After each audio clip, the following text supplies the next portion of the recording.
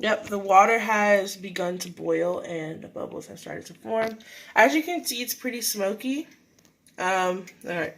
Well, they're gone now, but yep, 1 cup, and it has boiled. There's a lot of evaporation and condensation around here, but the milk has begun to boil. So that's milk boiling. It got really frothy and bubbly, and a skin forms around it after.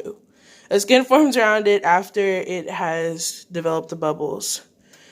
I will now be putting 4 ice cubes into the cup.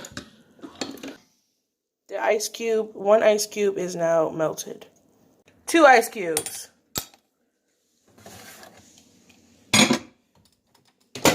10 minutes.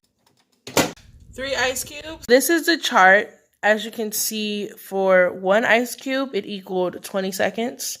And for 2 equals 40. And there's a rate of 20 seconds per cube going upward. And then for 10 ice cubes, it equaled 200 seconds.